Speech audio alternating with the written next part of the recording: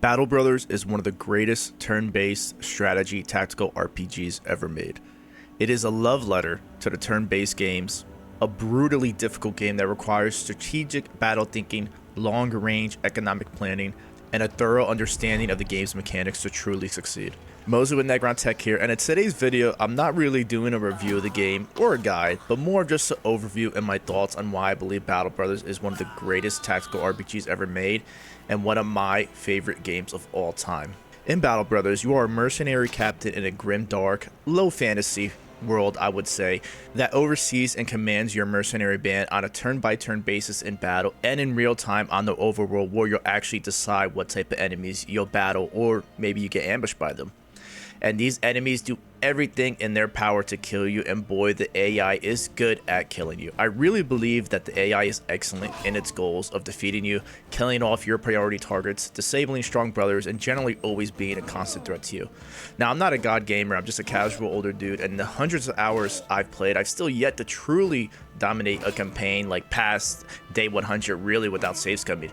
The Iron Man experience is truly challenging. I have to say the AI implementation in this game, the enemy AI, is probably one of the most difficult and well implemented AIs I think I've ever seen in an RPG. You can run into truly dangerous and challenging encounters at any point in the game. I've seen powerful orc berserkers early on, dangerous unholds, dragon-like lindworms, extremely dangerous barbarians early in a campaign that can overwhelm and destroy your run if you're not ready and not able to retreat.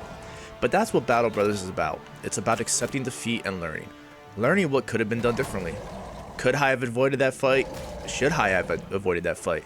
Should I have baited the enemy maybe into a different mercenary band or another more powerful town garrison? Maybe I could have waited dozens of days until I was more powerful. Maybe if I had more nets, better gear, maybe higher levels, or maybe just adapted different tactics, I could have done better. Maybe more bros or maybe better bros. For a turn-based strategy game, it's very Souls-like in that regard. Each death and defeat just makes you better, makes you smarter, if you have the ability to accept your mistakes and learn from them. So speaking of the campaign, the world map is randomly generated, and although you'll see similar aspects in the map when it comes to special encounters, the southern city-states, the northern feudal towns, the variance between the seeds is truly unique. One seed might see you have fast map access all over the map through ports located evenly in the north, west, east side, stuff like that. You're able to quickly get around the map, take on quests, and take out landmarks and camps. Another might just be a big landmass with heavy unexplored wildlands. Might get another that you see with restricted access to certain towns, causing those towns to lack routes for certain materials, which, if you play correctly, you can yield some huge financial gains to your company.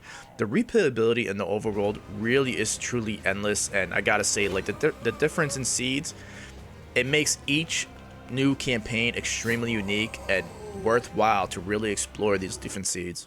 In the overworld, you walk around the map taking on quests, getting gold, trading goods, destroying camps, slaying beasts, monsters, and men alike, all to slowly but surely get stronger. You get stronger in Battle Brothers by having your brothers gain experience to level up, getting them better gear, getting stronger brothers, again aka bros, and you get bros by hiring them at towns and sometimes special events just walking around the world. Bros have backgrounds ranging from a shining decorated hedge knight to the lowly cripple or messenger. But bros also have an RNG factor when it comes to base stat ranges, unique traits, and stat growths, which are represented by stars. Although you might scoff at this idea, it's truly one of the defining aspects of the game, and honestly one of the best implementations of RNG I think I've ever seen in a game. Yeah, it does suck hiring a stacked hedge knight for all your gold reserves just to have him have bad growths, but the gear you get from getting that hedge knight and the possibility that he might roll higher on his base stat ranges means even if you don't get those coveted 3 or 2 stars in melee attack and melee defense, you'll still be able to use him if you're not just like an obsessed min-maxer. Like, he's still a completely good bro, you know? He might not be a god bro, but hey, you still got something very, very feasible to work with. Now, meanwhile, when you hire that lowly farmhand, that thief, a day tailor, or any other lowborn, get them with multiple stars in those important roles and high rolls in their base stats, the dopamine hit is just massive. You hit a diamond in the rough, a soldier that just needs some kills, training, care, leveling him up, and he can truly become an asset and carrying machine to your mercenary band. It truly is one of the best feelings in the game. It's definitely such a well thought out gameplay that offers infinite replayability. It's not just the stats though, the numbers, the traits of your bros, but also it's the stories that develop organically within your mercenary band while playing Battle Brothers. My personal favorite story was one playthrough where early in the game, I think it was around day 30 or 40, I got a 3 skull quest, which I really shouldn't have done at that point, but I said, hey, why not? It was destroy barbarian camp, shouldn't be too hard, and they offer to fight their champion, a classic, Achilles 1v1, right? I actually took the fight, and I was a little bit over cocky just because my melee focused guy that comes with the Beast Slayer origin was actually doing pretty good, had a very, very good barbarian mace, and I'm like, you know what? If I get some daze stun on him, I might have a good chance of winning this. And lo and behold, brought my dog along, my reinforced net, and some good RNG. He wasn't able to get at the net. I had an uphill advantage with the dog, and I was able to actually 1v1 the Chosen. It was just so, so cool. Not just me getting engrossed within the company like that, but winning and having just somebody from a Beast Slayer, not some like super decked out, that early in the game, able to kill that Chosen. It was just so, so nice, so cool. That story just developed organically. And it was just one of the best feelings I think I've ever had. Such a great story, and these things can happen all the time. I've had a similar situation where I'm fighting a massive orc camp, and I just knew I couldn't defeat it. But there was 20-something web nets nearby, and I funneled the web nets to the orc, and all of a sudden, the spiders actually fought the orcs, and I kind of just slowly pushed in. I was able to defeat both and got some massive loot from it. So it was just so many cool things can happen in this game. It's really worth it to get in there and find out what stories can organically develop on your own. Now, I know that was a long part, but it's really important to me to put that out there because I think more people should appreciate the game in this regard. Now on to the juicy part, of course, the combat. But before I get into combat, let's talk about the graphics and the art style of the game. The graphics aren't anything to write home about, but graphics are overrated in my opinion, right? Art style and direction are much more important. The art in this game is fantastic. Weapons and armor are all visually distinct. The blood spatter, the impact, you can literally feel the weight of your character's swings and their hits. Especially juicy fatalities, such as beheading the enemy in one swing. The character portraits also really sell the grimdark fantasy world as well. Your bros will look beat up, and they'll look worn out, they'll look tired. As you hear they struggle to take damage and deal damage, when they're getting injuries, when they're getting hit, you really feel like, damn, this world effing sucks, right? The sound effects are so good too. Every time you feel that big two-hander, the oomph and the effects of those kills going and injuries going around, every weapon feels really, really good, and especially those two-handers with those distinct sound profiles. The level of detail in this regard is actually insane.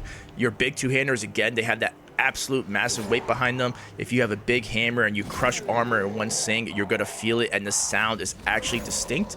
And then your shield bro with a spear or sword in hand, you can hear and feel those like weak thrusts from the spear. It's like very, very differential. It's probably one of the best attention to details I think I've seen in like a medieval strategy RPG. You don't really see developers focus on sound as much as Overhyped Studios does in Battle Brothers. And I do want to point one thing is that I'd rather have this type of style and attention to detail than something like War Tales, for example, where I'll play that and I can't really get engrossed into the battles because something just feels missing. And I think these little attention to details with weapons, sound, injuries, attacks, blood, fatalities is a big part of that. Now, anyway, in combat, you as the captain oversee your company. It's on a hexagonal map. Success in combat rolls is based off a die 100. You roll 1 to 100, and if your roll is lower than what you roll, then you actually get the hit. So if you roll a 80 and you hit a 79 on the roll, then you get the hit, right? But it does feel iffy at times. I do want to say one thing. The die is truly a die 100. If you're like me and are a big Fire Emblem fan, a quick note about Fire Emblem is that a percentage of the rolls and success in that game are actually rolled twice. So if you roll a 80, you're really rolling that 80 2 times and taking the higher roll, which is why it feels so good in Fire Emblem. Like if you get 80% chance to hit, you're almost always gonna hit. Same thing if you have a 20% defense chance to dodge attacks in Fire Emblem, you do too. It's just something quick to talk about, right?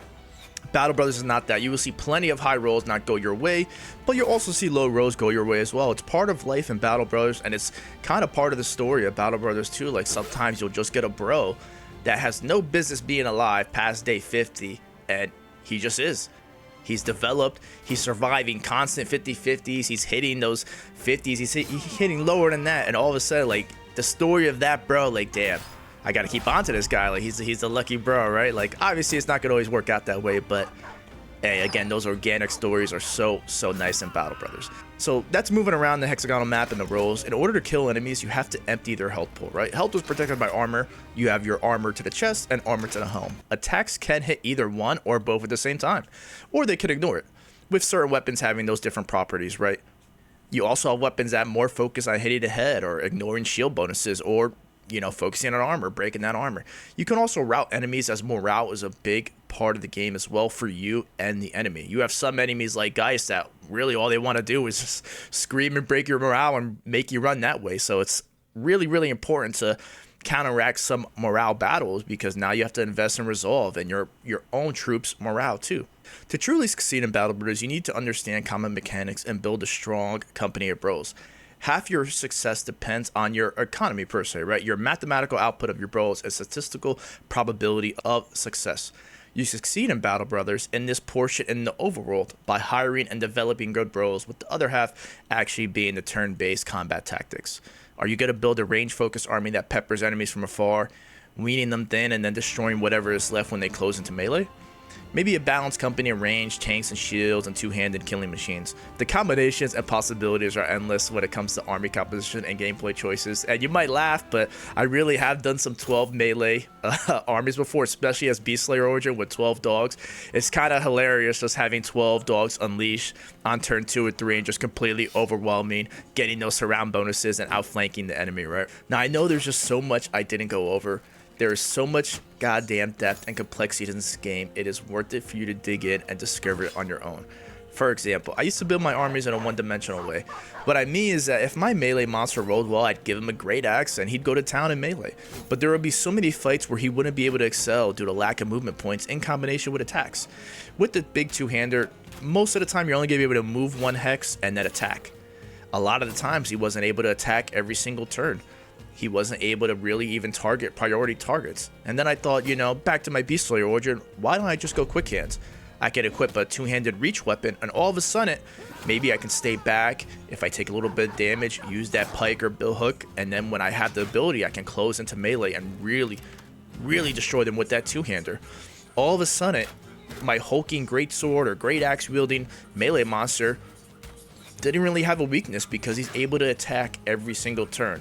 And when you think about turn-based RPGs, the most important thing I've always say, action economy. Utilizing your actions on your turn, getting extra turns, stuff like that, which isn't a thing in this game, but making sure every single action that you take on a turn is used to its fullest potential, such as attacking. There's nothing worse than having, again, that two-hander, move a hex or two hexes in a turn and then not attack. You're just wasting an action, right? It just felt so bad. This really solved that issue.